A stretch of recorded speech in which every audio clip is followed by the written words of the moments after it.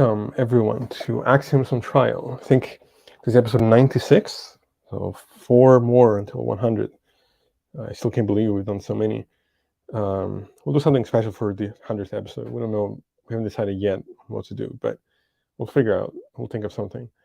As always, let me know if you guys can hear me okay in the comment section. But I'm just going to get right into it. Today we're going to be discussing philosophy of science. What it is, what its arguments are, what its strengths and its flaws are, and I want to bring our guests on. Thank you so much for coming, Professor. Sure.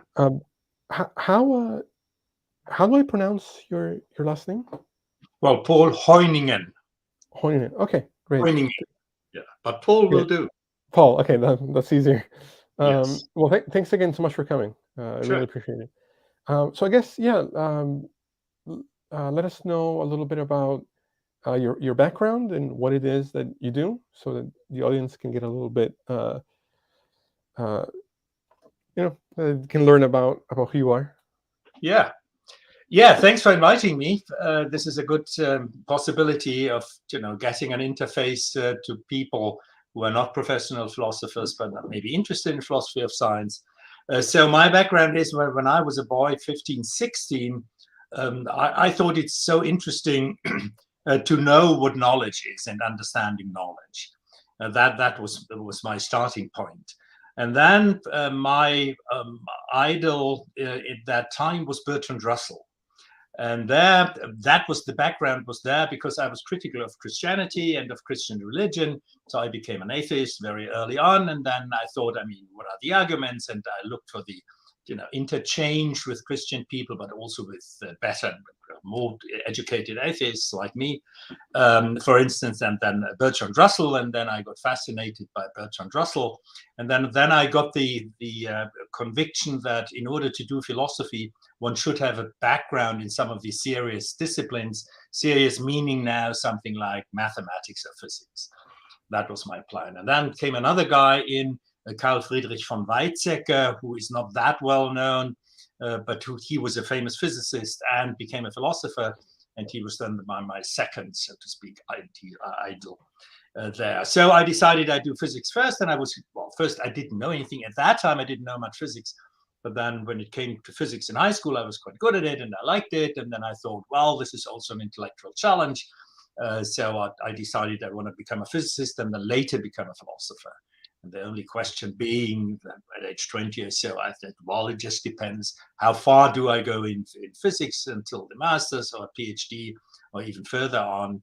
And I thought this was open. And fortunately enough, this worked out. So I did a PhD in theoretical physics and then was lucky enough to switch immediately to a sort of assistant professorship in philosophy, because the philosopher at that time at the University of Zurich was open-minded and thought, I did have a background in philosophy of science already because I'd studied some philosophy of science. And then so I started my career as a philosopher. So the basic idea was that the best possible knowledge that we as human beings can generate is through science, including mathematics and also humanities, depending on the area.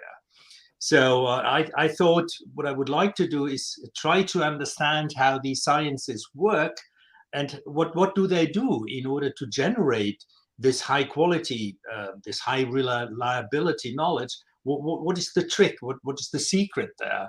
So understanding the nature of knowledge and the possibilities of reaching it was then transformed into the question, how do the sciences generate it? So what are proofs in mathematics? Why aren't there proofs possible in the natural sciences? So I thought I wanted to understand certain problems of knowledge generation within the sciences. And that then turned out to be, of course, a very large enterprise because there are so many different disciplines. Right. So I started with physics, but I was never philosopher of physics, really. I went to Kuhn and all that stuff. That was topical in the 1970s. But by the way, just so you know, in case my Wi-Fi goes out, I'll be back in a minute. In case I think we're having some bad weather, so sometimes it throws me off. But no, that's really interesting. I mean, you seem to be have been interested in the very same questions that I'm fascinated by, that have driven me to want to understand philosophy better and understand the role of science within, the field of how does it generate knowledge, what is knowledge, and all these questions are the same things that have motivated me to get involved in the field. And one thing that I'm particularly interested in is, what is the connection between math and reality? Yeah. Is what is mathematics? What is it capturing that is out there? Yes. Is math? Would you say that a math is a kind of language, or would you say that um, the numbers exist in themselves? Like, what is your view? Well, considering the ontology of numbers, I mean, this is a very tricky question, and I'm not a specialist in that, but my tendency is more or less with the mainstream that mathematics is a formal discipline, and it tells you, it gives you a set of implications. So it tells you if you accept these axioms for whatever reasons, but you don't have to give reasons. And then math tells you what are the theorems, which means what are the logical consequences. Right. So that's a rather, how to put that, neutral and philosophically modest position, because that is what you can really see when you do mathematics. Right. So whether that goes beyond that in the sense of, say, the existence of natural numbers or whatever mathematical objects, or the existence of sets or whatever, that's a question I never really tackled. So Sure. my understanding is, well, whether one can call this a language, I find problematic. The same, because I mean, a full-blown language is something else. I mean, you have a few undefined notions, like perhaps set or perhaps map or whatever, that you need in order to articulate then the axioms, say, for groups or whatever, and then you try to show, what are the consequences of these axioms. So I was not really interested. I mean, I'm really interested in the empirical world, and how do we gain knowledge about the empirical world, and what are the differences. This was one of the further development, moving away from physics, but to biology mainly in the first step, and trying to understand what are the differences and the specifics of sciences disciplines. So why is it, how is, say, biology different from physics? And then the question came up rather quickly then early in my career, what's the possible reduction relation between biology and physics? Can biology possibly be reduced to physics, or is there something else going on? And that I became very interested in, and then tried to get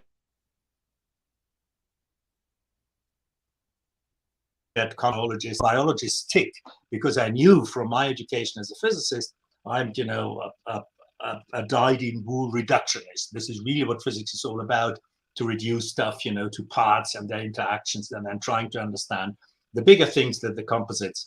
But that doesn't have to be true, because just physicists believe it. I mean, and have it, so to speak, in their genes.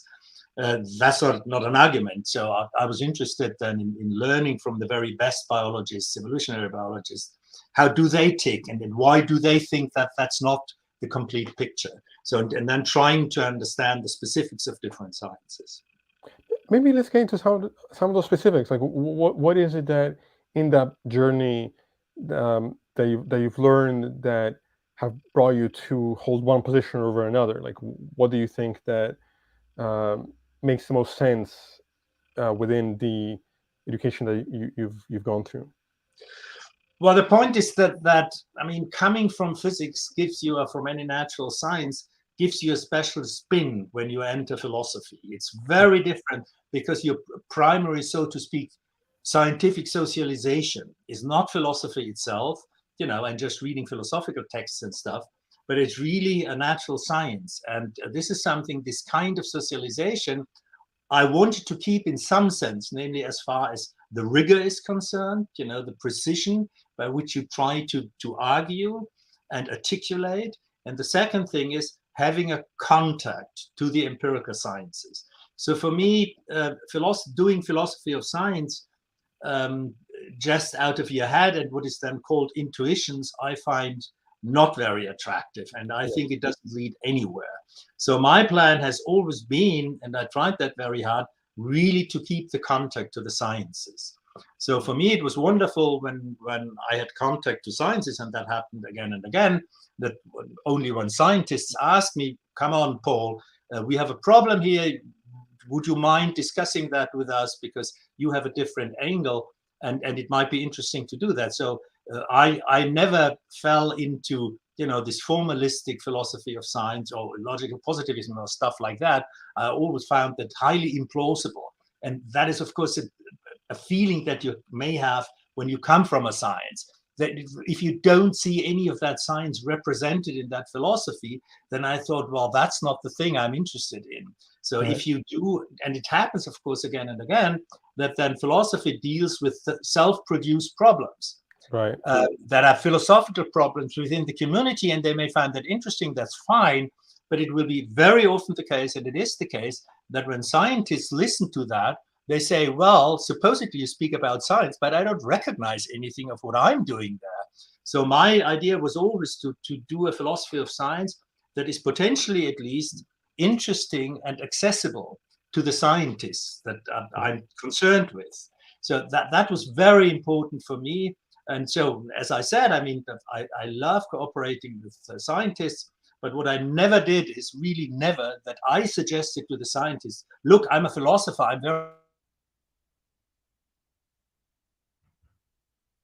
very important, therefore you should have that image. And I think 80% at least for the right reasons, because it's just stuff, lots of philosophy is not so good.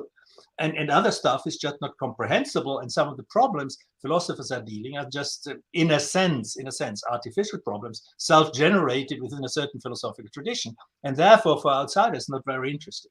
So I was tried and have tried until today to do a philosophy such that scientists and also humanists, social scientists, may say, oh, that's interesting what you are doing. Why don't we talk to each other? Because I have a problem where you may have a different angle, you know, and that may be interesting, and perhaps it works.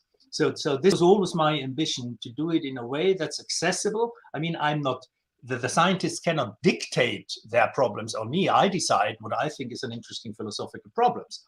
But I want to be comprehensible, intelligible, such that I can convince people and tell them, look, this is a problem you might be interested in if you want to better understand what your science is all about. Yeah, I mean, I'm completely behind what you're saying.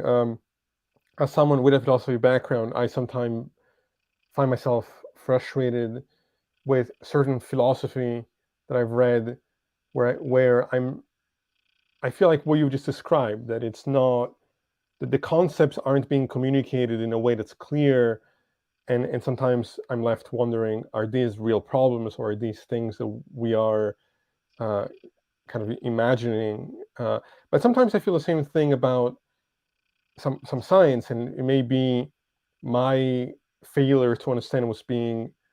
I guess what I'm saying is, it feels like there's a communication problem, both on the philosophical end and on the scientific end, as to how to translate these concepts in a way that they can be understood both among each other and among people that may not be part of this field. And sometimes I feel like there's a talking past each other between the philosopher and the scientist in a way that's unfortunate. And I wish that there was more people trying to bridge the gap, you know, and bridge the fields in a way that was more successful. Well, I partly agree. I mean, it becomes a translation and communication problem. Say, if you start, say, from logical positivism, and you start with the Hempel-Oppenheim scheme of an explanation, and the question then of law likeliness and of confirmation. So you start from your philosophical bubble, and then you try to tell that some scientists. And then, of course, you have to somehow tell them, I mean, what do we philosophers mean by confirmation? Yeah. I mean, what does that concept mean? And then you may try to make that concrete and translate and communicate. And then the scientists may become interested or not.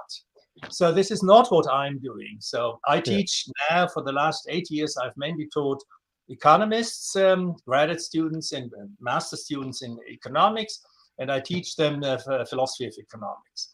So in these classes, and I've done that in many other fields as well, biologists, chemists, historians, whatnot, many different fields. And I never start with something which is, so to speak, the orthodoxy in philosophy. I never start with that, what philosophers discussing, but what I do is I try to understand what are the problems that these sciences have or these disciplines have. And then I start from there. So for instance, I do give my students in economics, I do give them a certain overview over general philosophy of science, say starting with that old stuff, Popper. I tell them why I do that, not because, I'm a philosopher, I know what I'm doing. That's not an argument they would accept. Yeah. But I tell them, look, from time to time, you stumble in the economics literature, you stumble about, on these names, right? And then you should know, what's the core of Kuhn's philosophy, or what's the core of Popper's philosophy, just to understand the literature you are reading. And then I tell them, the story from the 70s on what the interaction was between these general philosophies of science and with economics. And then I tell them, look, that's over, because it turned out that these general philosophies of science were not very useful.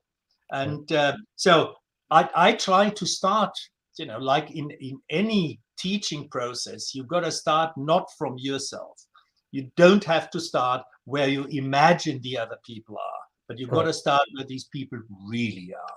And if I teach, say, biology students or chemistry students, or in that kind of case, economic students, I mean, they have some familiarity with economics, have 4 years, 5 years, they've done that. So they know some of the things. And then I can tell them, look, what about this central concept of preferences in economics? How was that introduced? What did you learn? And then it turns out, I mean, they didn't learn very much about it, never thought about it, because, they were just thrown into the water and in microeconomics, and the preferences came up and they see the axioms and blah, blah, blah. Never thought about that. Never thought about the history of economics either. So what I try to do is to motivate them and tell them, for a better understanding what they've been hitherto doing in their studies and in their master thesis, perhaps, that they get a deeper understanding of what I'm doing. And I'm not over-promising either. I'm not telling them, you'll become a better economist if you do that philosophy of science stuff, because I can't promise that. Sometimes it happens that people say it's useful, but often people don't say it's useful for what I concretely do in my research or so. But I tell them, if you want to get a deeper understanding of what you're doing, a deeper understanding what this discipline is and where it's heading possibly, then thinking about it, thinking about the discipline, not within the discipline, thinking about the discipline, which is philosophy of economics, may be useful. And that seems to be good. So I just had 70 people doing the written examination. And one of the 6 examination questions was, what did you find most interesting in the class and why? And then there I learned, for the first time I did that, asking all the students, and there I learned they found it interesting in some detailed discussions, detailed analysis, say, of canonical texts like Friedman's Positive and Normative Economics, and they found that useful. And this is there I must say I was quite satisfied, because I reached them. But one has to start not with what I know as a teacher and as a philosopher, but you got to start, where do these people stand? What might be interesting? How can I lure them into reflection of what they're doing, just by showing them, look, you are dealing with certain concepts, a models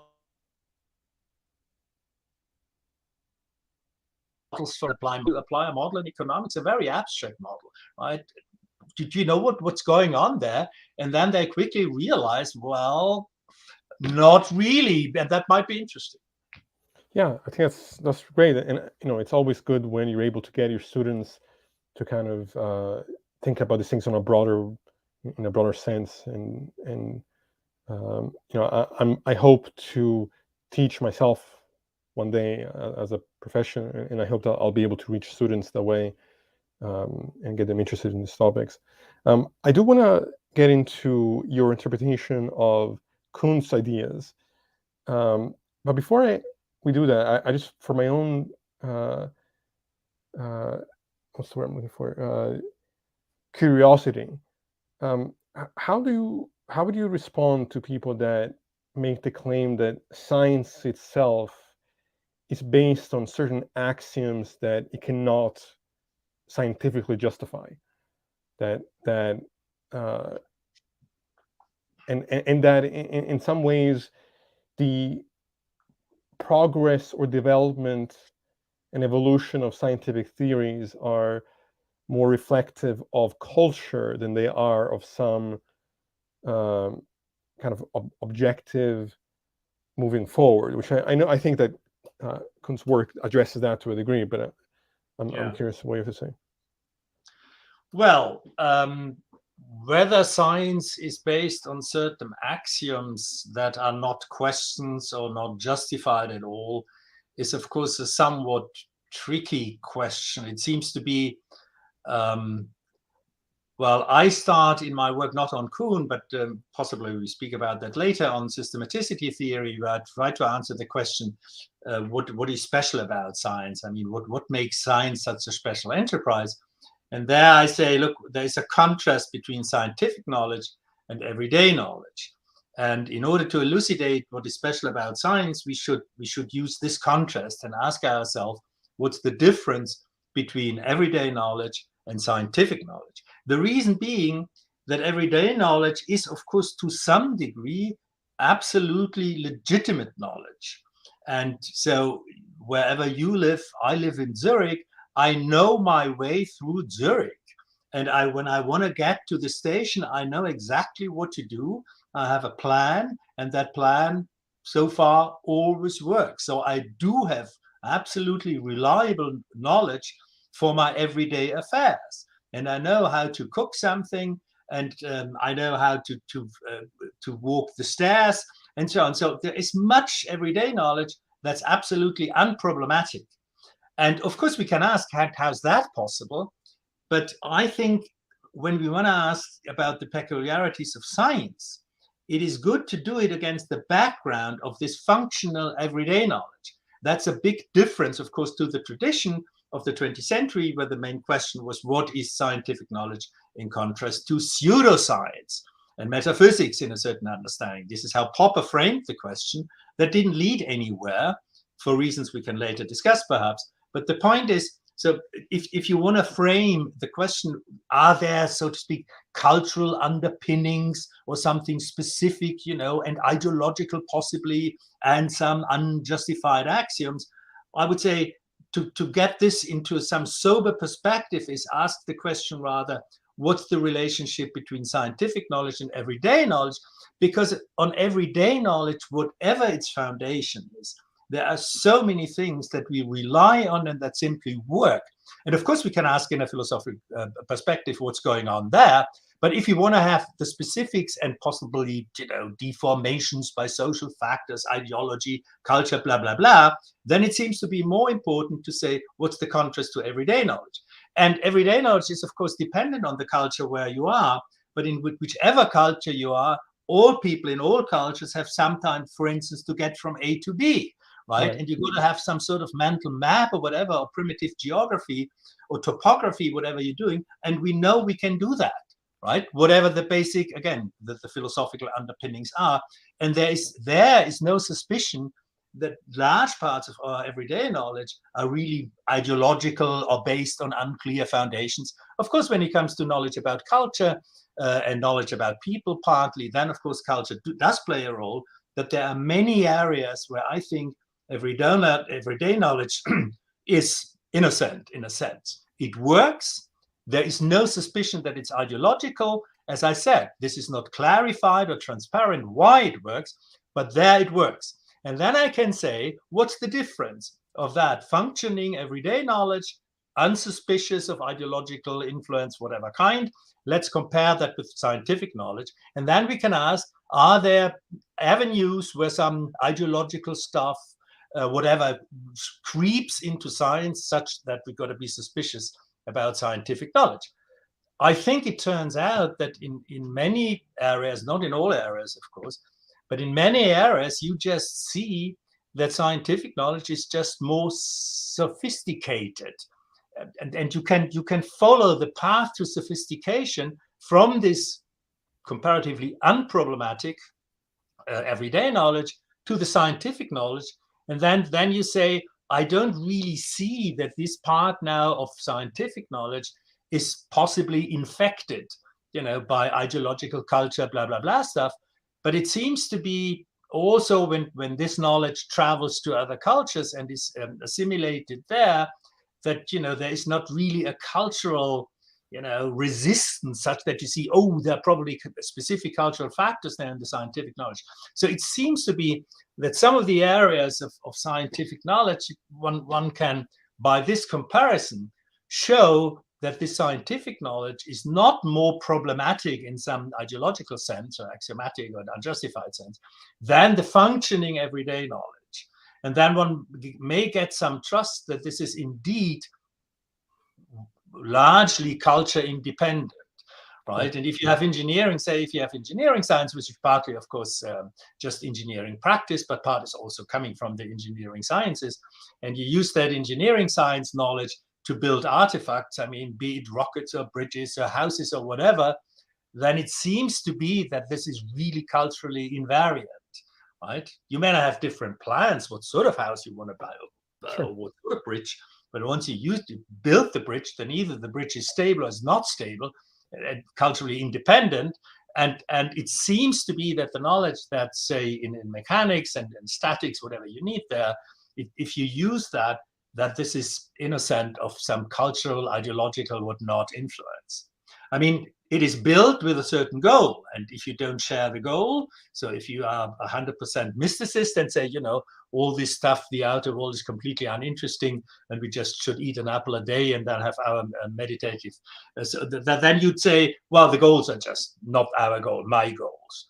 That's completely legitimate. So you may say that the goals are, of course, they are strongly tuned to our physical being as human beings. While even the most ardent mysticist has to eat and drink. Anyway, so that's my take on that. So I would say the burning ideology suspicion disappears, I think, at least in parts, not in all parts of science, sure, but in some parts of science disappears when you say, look, this is just a systematization of functioning, legitimate everyday knowledge. Right.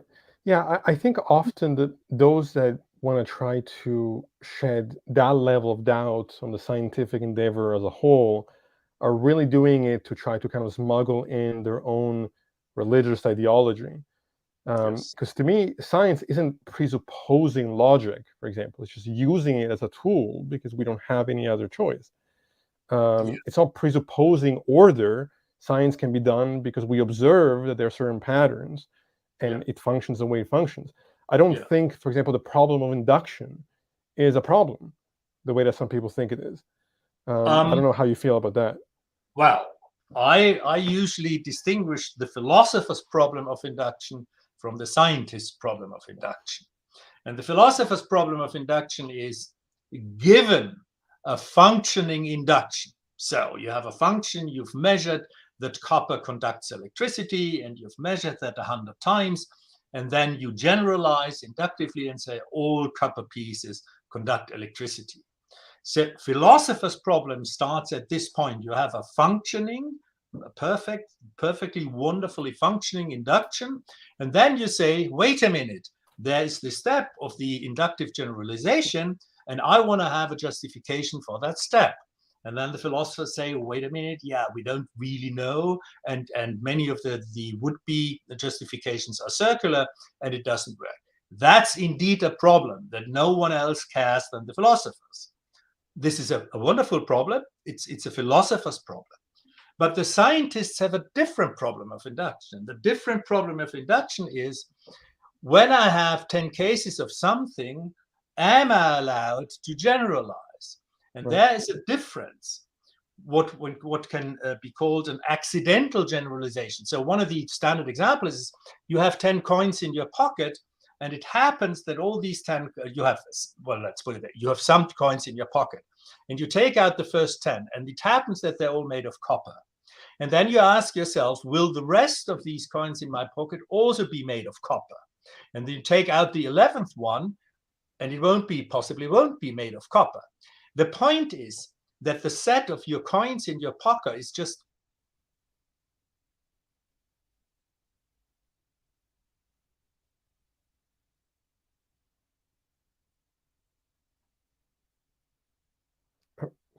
actual set.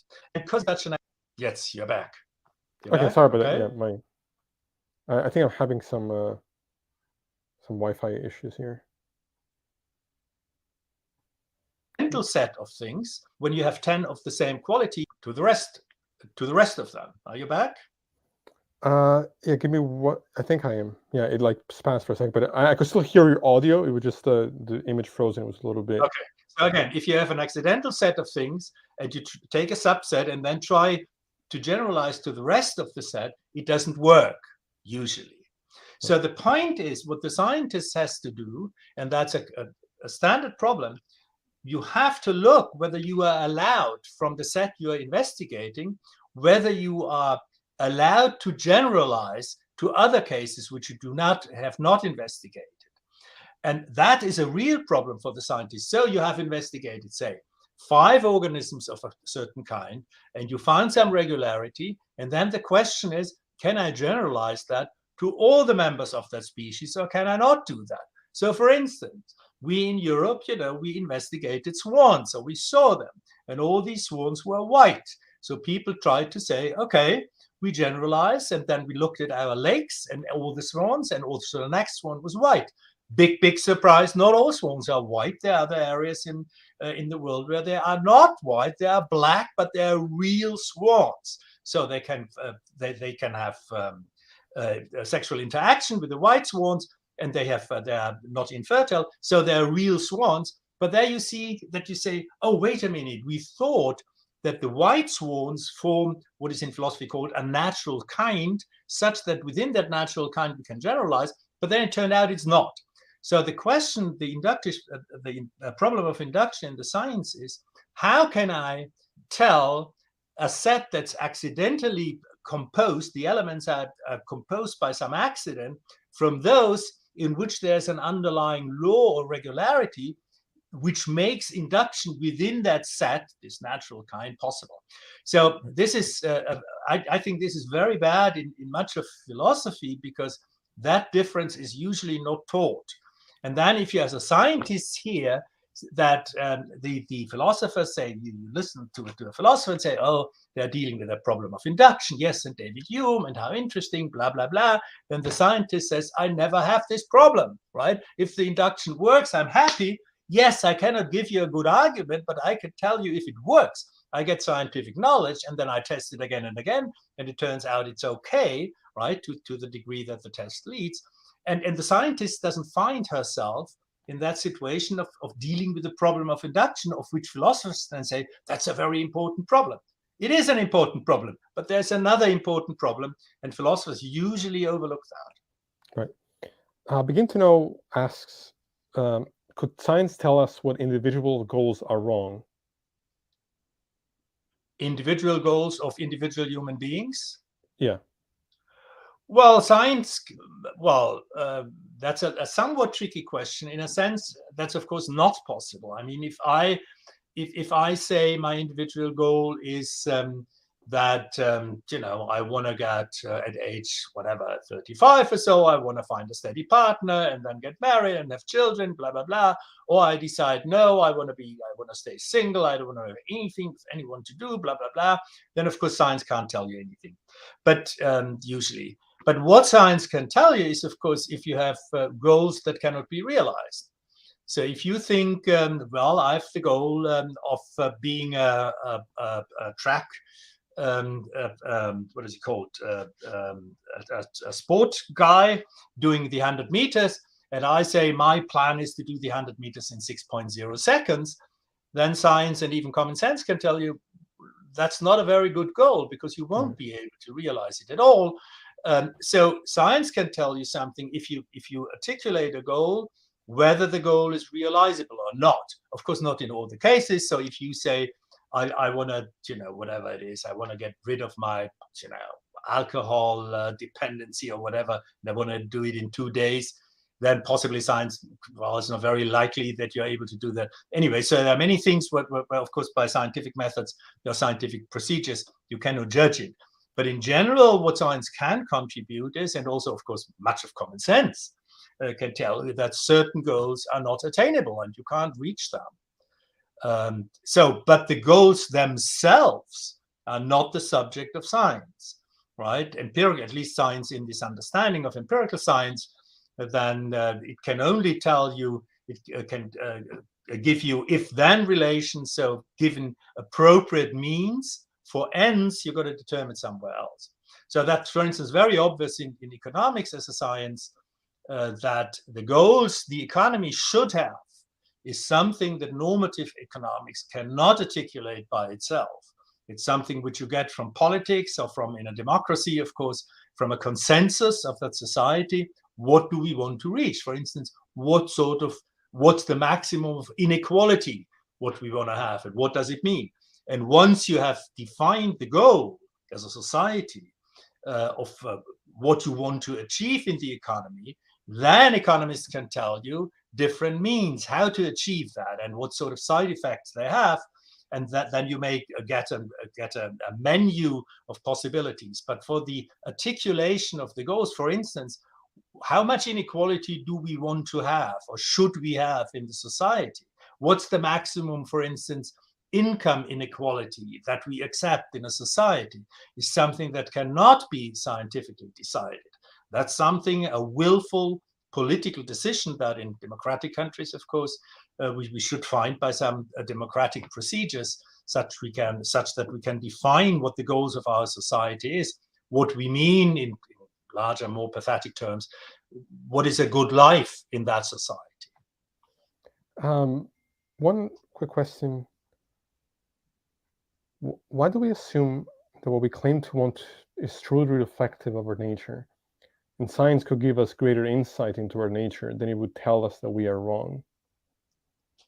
I'm sure I understand. Well, I mean, when we think of about our nature of human beings, that's of course a deeply complicated question, because by our nature we are cultural beings.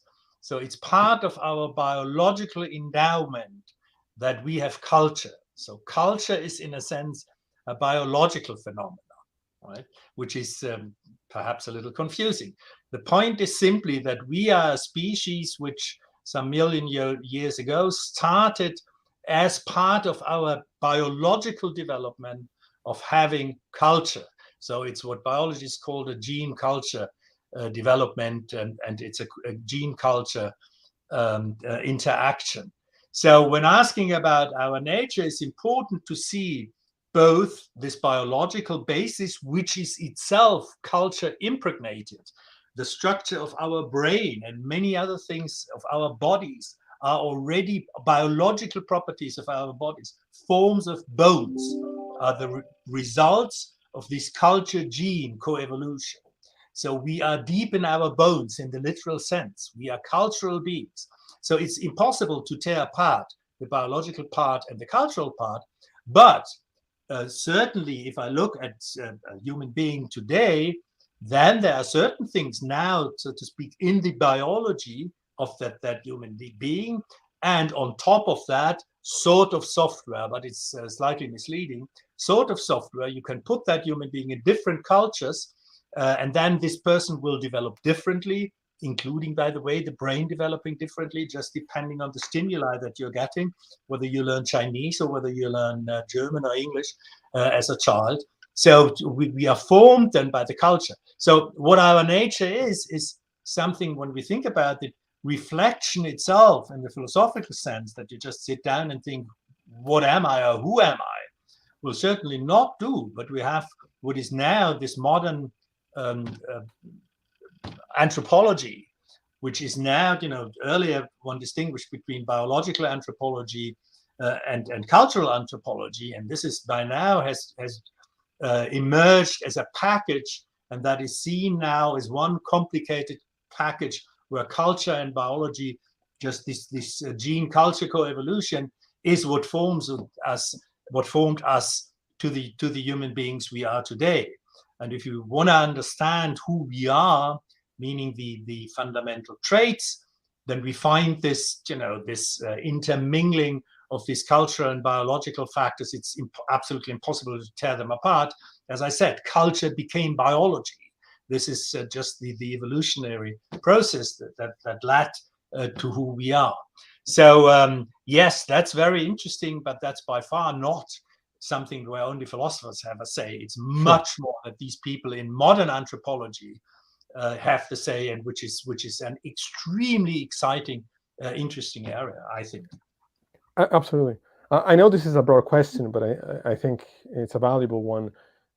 What is your interpretation of Kuhn's work, his ideas, and where do you stand on that? Well, I think that the standard picture of Kuhn is really very, very badly misleading. Well, it is false in many aspects. So, for instance, when people say in Kuhn there's no rationality, that the scientific development is portrayed as something completely relativistic and subjective and rational, this is just false. Kuhn never said that. I mean, one should never forget that Kuhn was a theoretical physicist. He got a PhD in theoretical physics. So there are very few people who've got a PhD in theoretical physics and later then declare that physics is just irrational. I mean, there are some people, but very, very few. You find that very, very rarely. And I guess for people who don't know, for the audience who might not even know who Kuhn is, maybe there might be people in the audience who might not even know who Kuhn is. Maybe we can start with the basics and then expand further. Yes. Okay, well, everyone has heard by now the term a paradigm change, right? You hear that everywhere. So you have a change in the politics, say, of a firm, and then they say, now we make a paradigm change, right? Meaning a fundamental change of sorts. You find that everywhere, the term paradigm is now a household term. The point is, Kuhn introduced that in his book from 1962, The Structure of Scientific Revolutions. And there, what his enemy is the idea that science is produced in a quasi-mechanical process in which science grows like a building grows when everything runs smoothly. Namely, you put one brick on the other, and then the walls of the building, you are at level 4 to level 1, everything stays stable. And Kuhn said, look, this is an artifact. This picture of science is an artifact. What happens really, and therefore the title of the book, there are scientific revolutions, and these scientific revolutions are not just additions to the already existing body of knowledge. So it's not, the technical term is not cumulative, that accumulation of, but what happens is that during scientific revolutions, sometimes you have to go back to the foundations and reinterpret or reread these foundations such that on the whole, if you look then at the whole process, scientific development is not just accumulation that leads you nearer and nearer to the truth. This is what some people think, that the scientific process is a process nearer to the truth. So we are on the track to truth. And what Kuhn said, and this was it's now being discussed again, Kuhn says this is a teleological, that's the technical term, a teleological idea, namely telos is the Greek word for a goal or an aim. So the idea is, if you look at the dynamics of science, is governed or directed, given the power, towards a goal. The same way when you go out of your house and you want to go to the station, then of course you have a goal, and all your motion is directed towards that goal. And Kuhn says this is a picture of scientific development that's deeply misleading. And he tries to illustrate that, and I think this was an extremely clever rhetorical move. He says that no, compare scientific development with biological evolution. People also, until Darwin, thought that the process of biological evolution is a process that's goal-directed, teleological, having a telos, having a goal. and going to greater perfection. And then Darwin came along and said, no, this is just not true of biology. You can't say that there is a goal of evolution. It's right that the diversity of life in the longer run increases. So you got more, what is called then more speciation, more specialization, more articulation. So you start with very simple forms of life, and then you look 1 billion years later, and you have many, many different species. Then we have catastrophes in between. But in the very, very long run, we see that the diversity of life increases. But there is no goal, right? So there is some sort, if one wishes, or biologists don't talk that way, there is some sort of a progress in the sense of higher articulation. And then, of course, there are catastrophes that bring things almost back to square one. But say where 90% then of the flora and the fauna of the species are destroyed, but then the process starts anew, and it leads again and again to higher articulation. But it's not teleological. Now, what Kuhn says is we should think of scientific progress in that non-teleological sense, which does not at all exclude progress. Kuhn says, yes, of course, the sciences make progress, but it's not the sort of progress that people thought, namely the progress as the progress of a building that's being built, where you have step-by-step steps towards the final goal, namely the finished building. But there is no final goal in science. This is what Kuhn says. But what is indeed progress or progressive is that we can solve in science more and more problems. We can make more and more predictions. We can build more and more artifacts, though there is certainly a sense of progress, but we should be very careful of not confusing that sort of progress in the sciences with this teleological progress. And this is, I think, at the moment, well, in all these societies which take part in this big scientific enterprise, this is something where you have to relearn. I think Kuhn is basically right, but this is a complicated process, and we can see that if you look at the history of evolutionary thought, that was really hard for people to accept that, coming out of this mainly Christian tradition, you know, that then plus evolution, that it leads, you know, to the best biological entity, human beings, and this was the goal of evolution. And getting rid of that and understanding it's a process of further differentiation, of sophistication, and also with in biological evolution then with catastrophes of a different kind than the catastrophes that happen in science.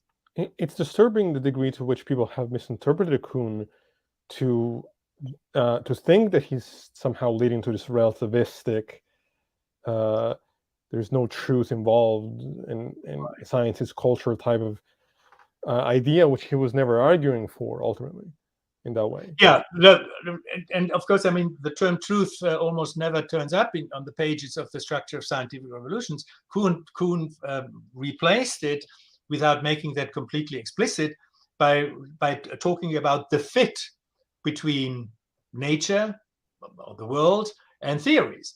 And Right. the fit is nothing else but the correspondence theory that he's using. But unfortunately, I don't know, that becomes perhaps a little technical. It's a very unfortunate marriage of the correspondence theory of truth in Anglo-Saxon philosophy with realistic ontology. And that should be disentangled, but Kuhn didn't know that. If you distinguish that, so it's one question: do we have a chance to get at things as they are in themselves? Can we have knowledge about them? This is one thing, and you can say yes, and then you are a metaphysical realist, or you say no, then you are something else. And that's a different question from the question, how should I understand what truth means, right? And truth meaning somehow a correspondence between things that I take to be real versus my thoughts, right? And what I take to be real is context dependent. Sometimes if you talk metaphysics, you say, I take to be real the absolute reality. And if we talk about common sense, for instance, we take colors for real, right? So we talk about red sweaters. Although, from the point of view of a metaphysics, that absolutely colors don't exist, right? Right, right.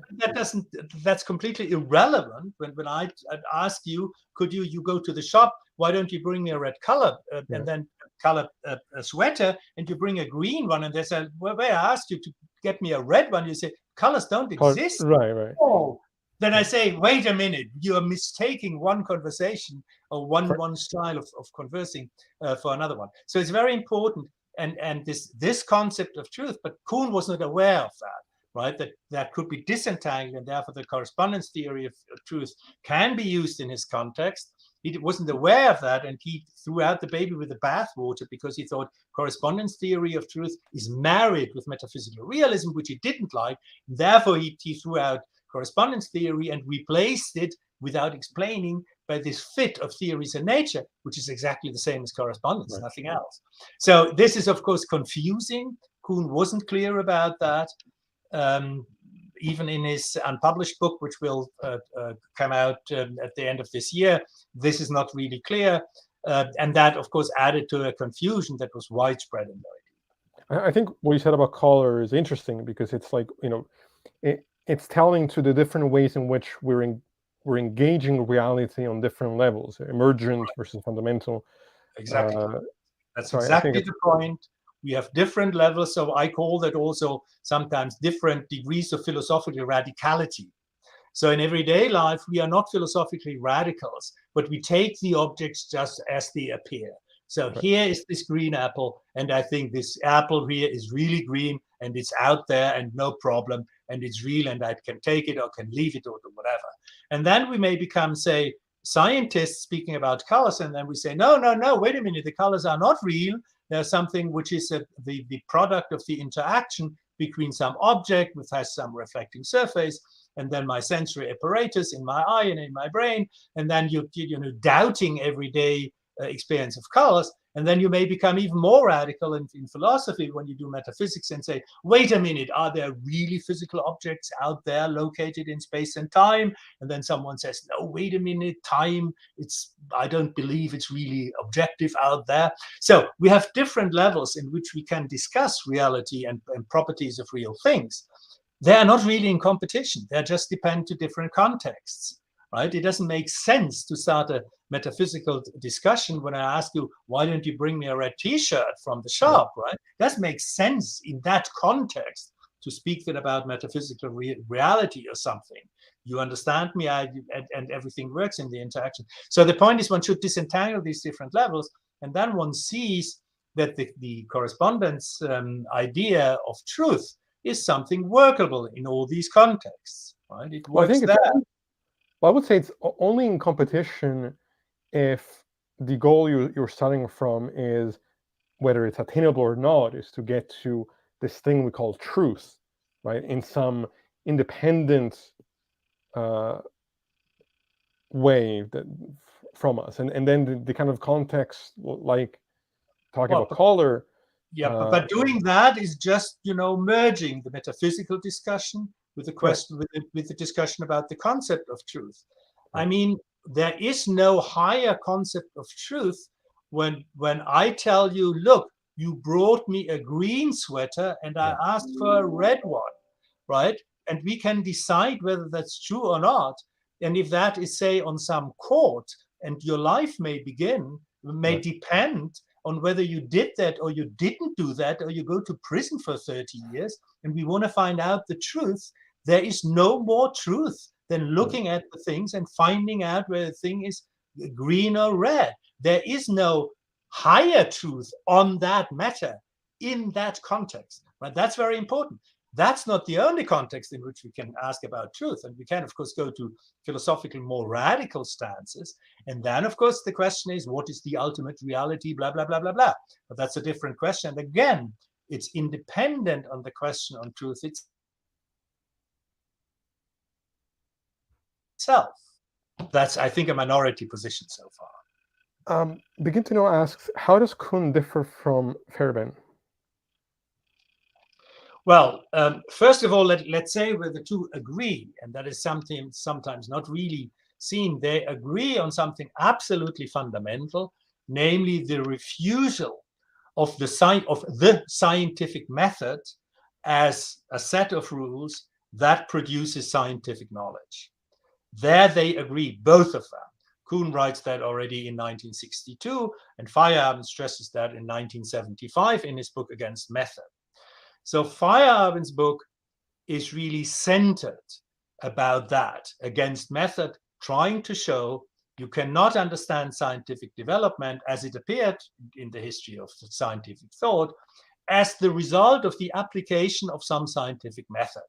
Because investigating the details of scientifically progressive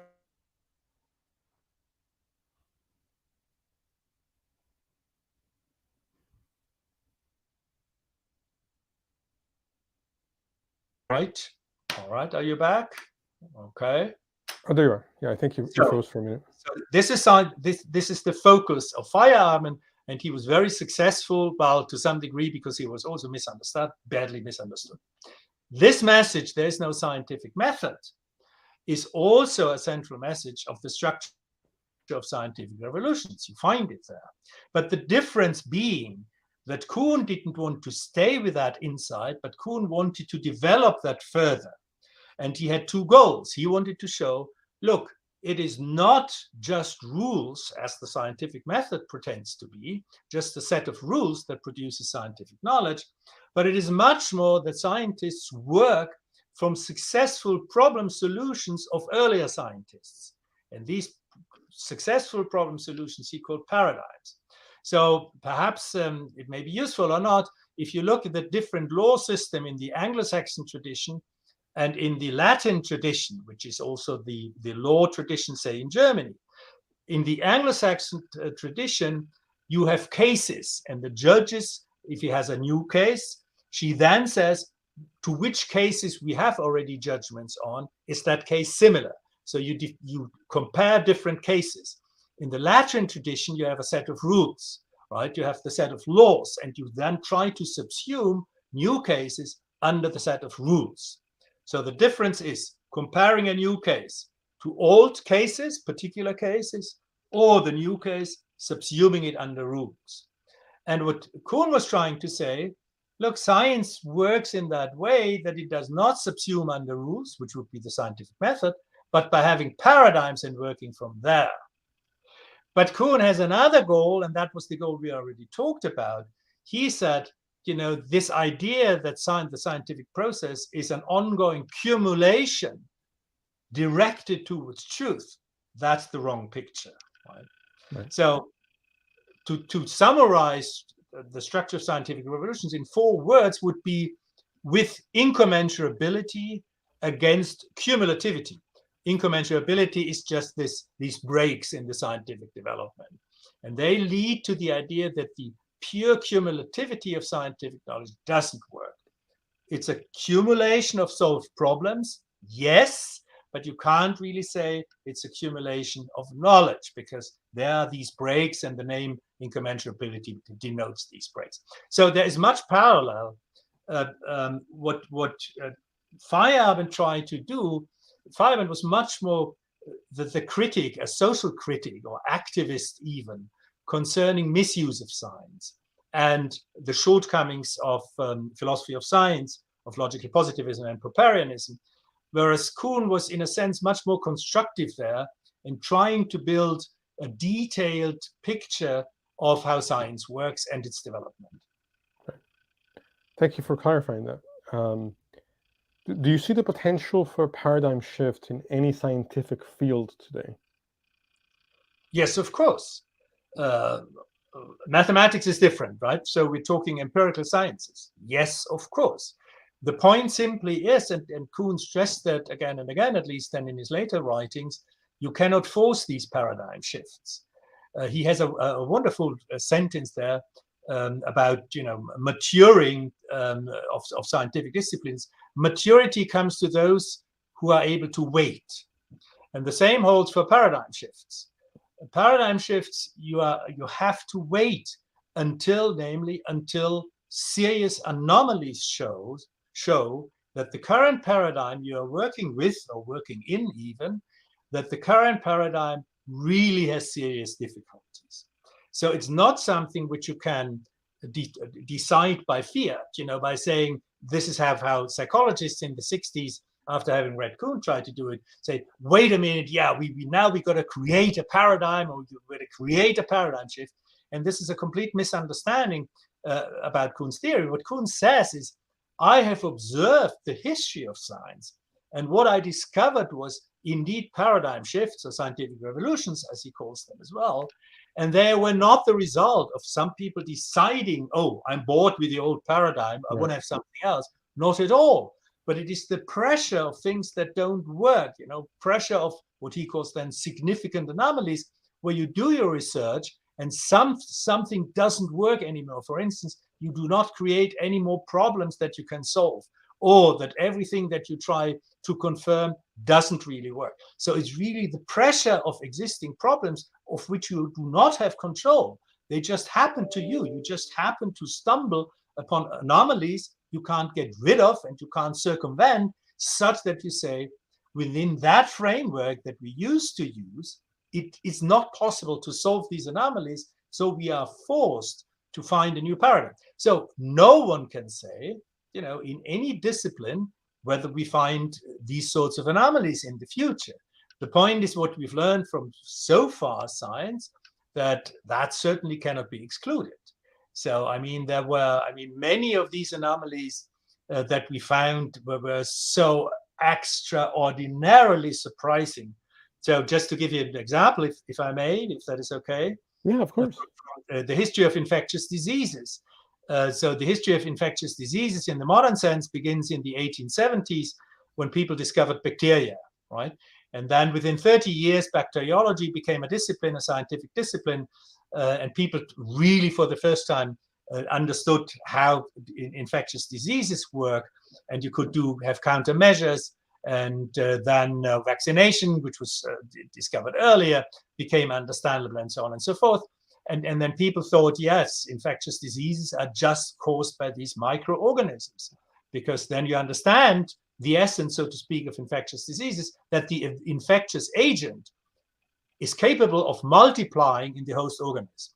Right? This is the idea of an infectious disease. You have that thing, and then it multiplies in the host organism, and then you have these infectious agents in the host organism, and from there it can go to the next organism by different means. So people thought within these 30 years, between 1870 and 1900, we have really now finally understood, which was an incredible breakthrough, what infectious diseases are. And then they discovered, at the turn of the century, a little earlier, they discovered infectious diseases where they couldn't find the bacteria, right? They did not find the bacteria in these diseases, very few of them, basically 2 or 3, and they could not find the bacteria, and it was a big confusion. And people said that got to be bacteria, slower, smaller, whatever. It got to be bacteria, because that's the only mechanism how the infectious agent is capable of multiplying in the host organism.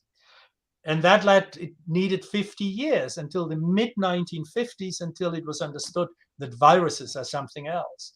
And viruses are between alive and dead. In fact, the dichotomy between alive and dead doesn't work for viruses. There's something else. In a certain environment, they are dead. In another environment, they are alive, which is something which doesn't work, with cats and animals or bacteria. So the anomaly of these diseases was tobacco mosaic disease and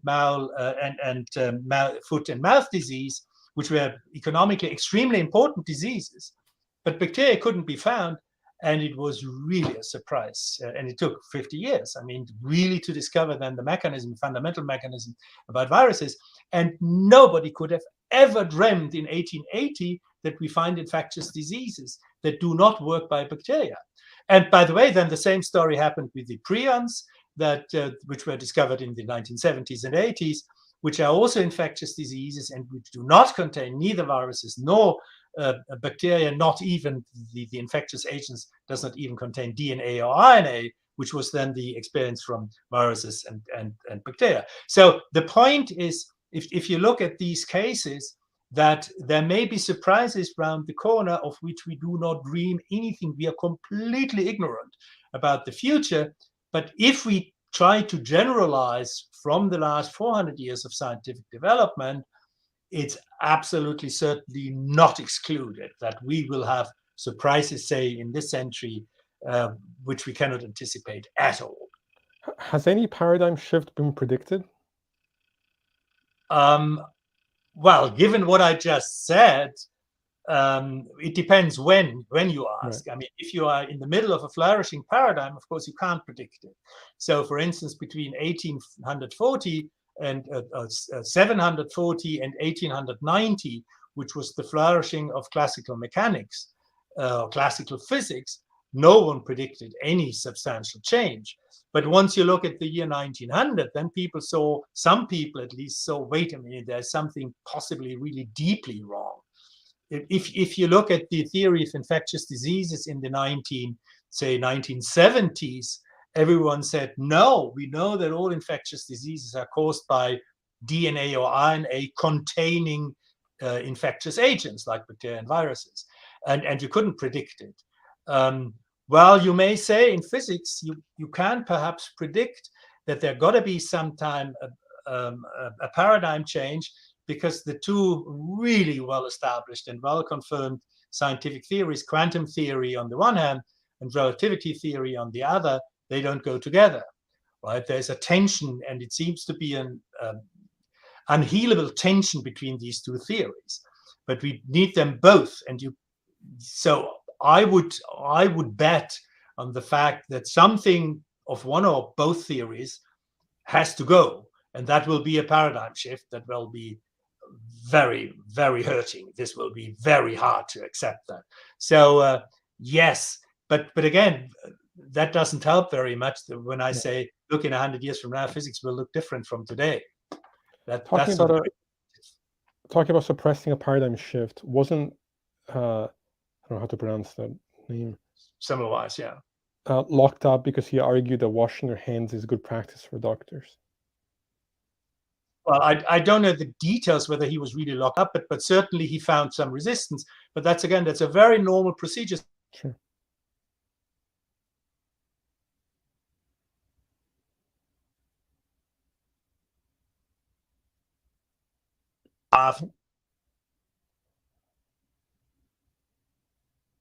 Oh, you froze again.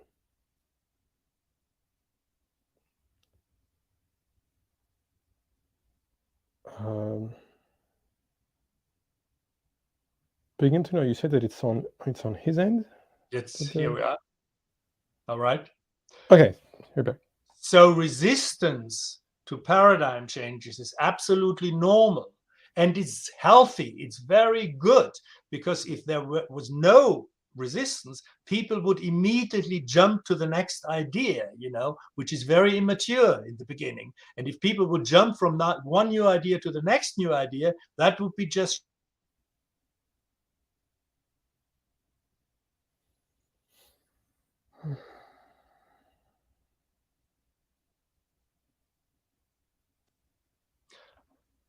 and other people developing the new paradigm. So this is extremely healthy. So that happened, to give a contemporary example, Prusiner, when he started postulating that some of these diseases, the infectious diseases, do not contain any RNA or DNA, he was deeply rejected.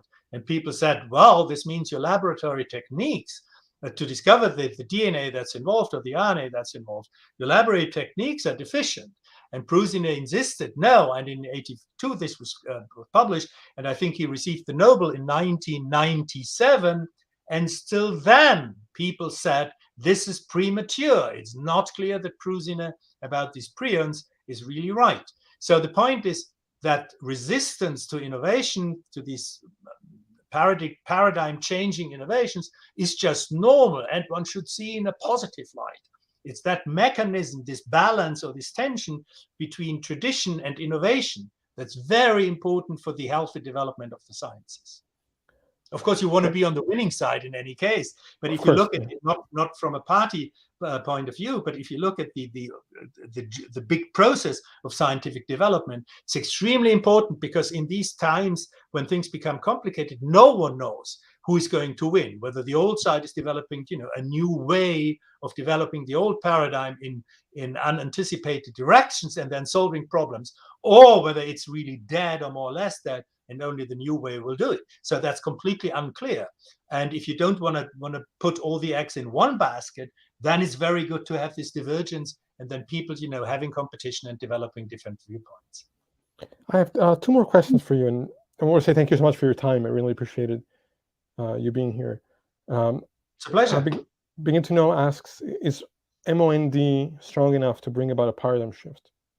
Well, at the moment, certainly not. At the moment, it's a minority position. And the point simply is, if you compare, I mean, MOND is MOND is a modified Newtonian theory, modified Newtonian dynamics, and it is in competition to general relativity. And the point is, the problems that MOND addresses, these problems is rotation curves of galaxies, so certain dynamics that you see, and MOND has, for some of these galaxies, a very easy and elegant explanation.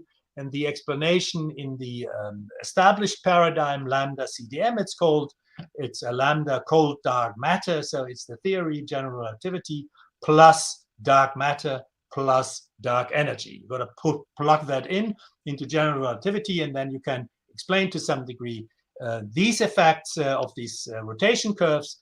And in addition, there are, and some people say that MOND may be, for some types of galaxies, more elegant, but on the other hand, for the things rather immediately after the Big Bang, 370,000 years, what happened there, the 3 Kelvin radiation and what we can measure there, that MOND is yet unable to do anything with that, but lambda CDM is very capable of dealing with these problems. The situation is quite a typical one. You have a new candidate for a paradigm, and there are some things where the new candidate is good or even better than the established paradigm, but there are cases of the established paradigm where the candidate is unable to do something good. And then, of course, those people, and then it depends, where you have your focus on. And the majority, by far the large majority of physicists today, astrophysicists, cosmologists, they are really on the lambda CDM side, and many believe there that dark matter will stay, although we don't understand what dark matter is, and we do not understand what dark energy is. We have just determined the equation. So the question is completely open. At the moment, if you think that these people are really, knowledgeable, intelligent, with good judgment, then of course you would bet on lambda CDM or not on MOND. But you never know. I mean, sometimes there's very similar stuff happened. That in the beginning, people like Niels Bohr, for instance, when he invented the Bohr atom, the Bohr model of the atom, no one believed him. When people said, this is a young guy, he doesn't come from atomic physics, he came from fluid dynamics, he's a young guy, who does something there. It's funny that the right number, so to speak, and some formula result, but the physics is so deeply flawed, nobody took it seriously until then. 2 years later, in 1915, Bohr published in 1915, then the Munich group started playing around with the Bohr atom and developing further, and then they could predict effects, and then people became very interested in and said, wow, there is something to it. So it's very difficult to say. At the moment, the arguments against MOND concerning this early phase of the universe seem to be very strong indeed, and the fact that you can tune the model in such a way, I mean, it's only one parameter basically, such that you get these rotation curves of some of these galaxies, right? It's nice, but it doesn't convince most of the astrophysicists and cosmologists. So I think it's open. If I had to bet, I would bet for lambda CDM, although I would love to see this revolution, because MOND is only an effective theory, and also defenders of MOND say that it's not a fundamental theory, and then we would be forced to find a new fundamental theory of gravitation, and that would be thrilling. Right? That would be exciting. The last question I have for you is, you mentioned at the beginning of the episode reductionism, and I was wondering if that holds true for you even in the context of consciousness. Do you see yourself as being a reductionist in that context as well? Well, first of all, there is no general position on reductionism. It just depends on the situation. Right. So, I mean, physicists tend to say chemistry has been completely reduced to physics because chemistry is just the physics of the outer electron shell. And then if you look a little closer, and then you see, well, there are certain things in chemistry where it's possibly not really possible to reduce it completely. And on top of all of that, the concept of reduction has many meanings. It just depends on what you mean by reduction. Yeah, exactly. So the context you're using here probably for consciousness is that you're probably saying, can consciousness be fully explained? So it's explanatory reduction. Can consciousness fully explained by its material basis? Right? That is the question.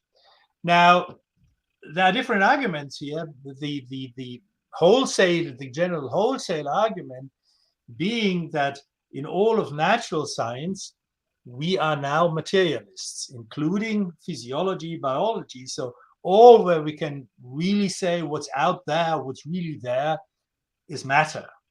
And of course, consciousness doesn't fit immediately into this picture because it seems to be that consciousness, is, at least not at first sight, is something material.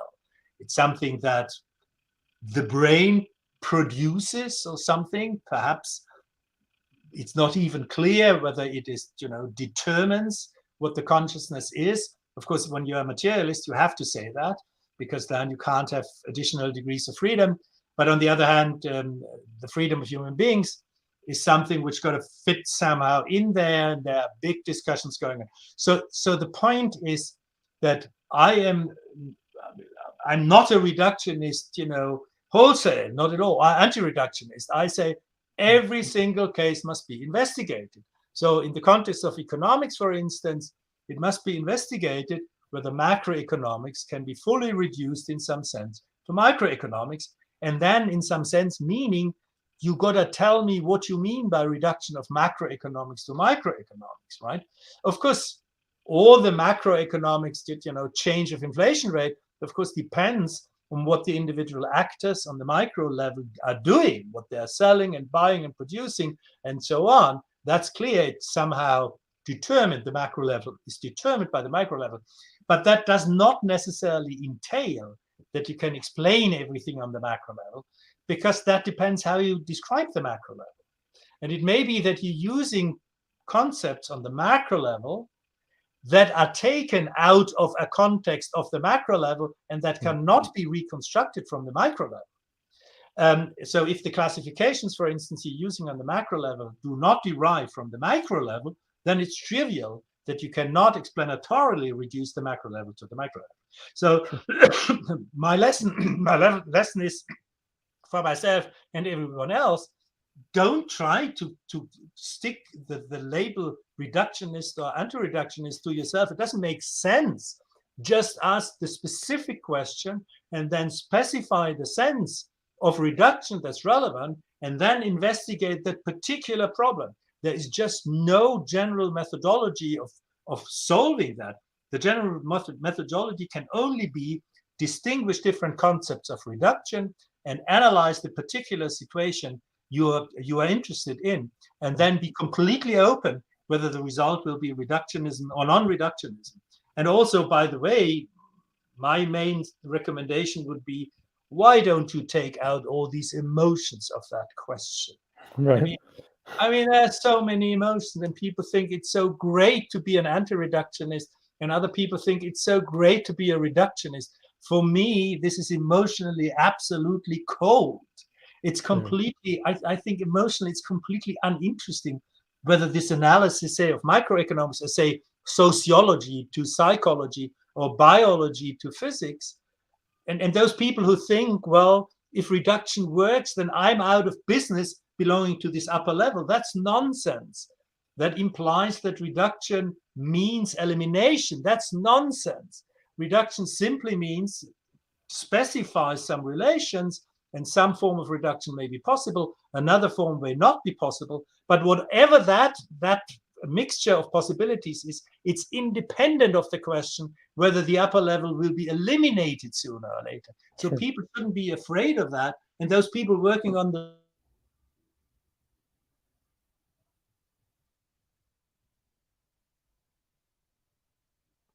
Oh, did I do something again?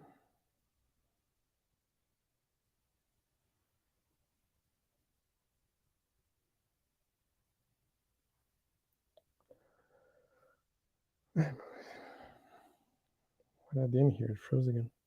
Can you hear me?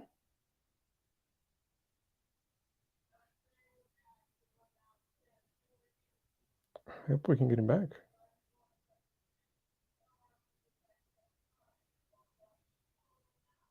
Can you guys still hear me okay?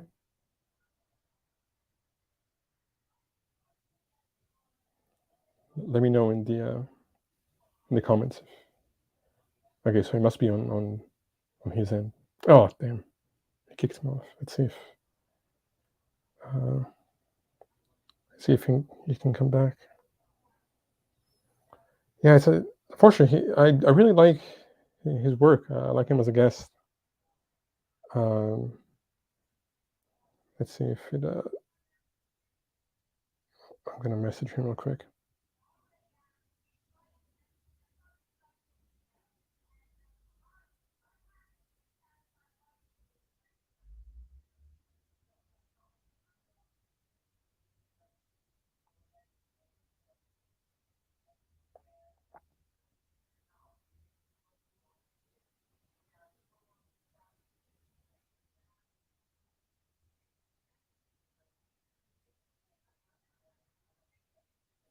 Yeah, it was good.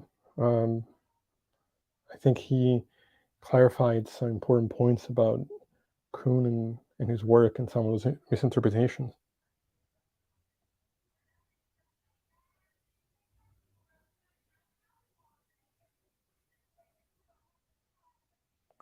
I'm gonna send him a quick email to see. Oh, there we go. Perfect. I'm back again. There we go. Right. Okay. Yeah, so I'm sorry, this was a mistake here on my computer. Anyway, so my so to speak philosophical advice is, first of all, to get all these emotions out of this debate about the different kinds of reductionism, because those people who are afraid of something very often should be afraid, because in all these disciplines where I look, there was no danger of elimination whatsoever. And this is what, of course, if you lose your job and if people say it's useless what you're doing, of course you hate that, but that is not the danger at all. If you look at it more soberly, then, and also there's no reason for triumph if some reduction is in principle feasible. If you say, yes, in principle, biology is completely reducible in any possible sense to physics, so what? I mean, physics is important. Yes, everyone knows that. And if in principle we could understand life on the basis of physics, fine. But it doesn't help you a bit if you want to really understand what Drosophila is doing in a certain experiment, then that in principle you can reduce it. So for really the interest, or say, take this gene culture evolution I talked about to understand who we are. I mean, how useful is it that, in principle, that maybe, perhaps it is, perhaps it's not, I don't know, that's reducible to physics. So what? So right. One should take the drama out of that. Sure. I want to say thanks again for coming on. I think there we go. Yeah, yes. So that was great fun. Yeah, yes, I appreciate your time and you sharing your knowledge with us tonight. Wonderful. And, yes, it was a pleasure. I'll reach out. I'm sure we can think about topics for you to come back and discuss Wonderful. with us. So, yes, I'd be very pleased. Thank you very much. Very good, nice questions. Very good atmosphere here. Wonderful. And for all you guys listening, thanks as always for supporting us.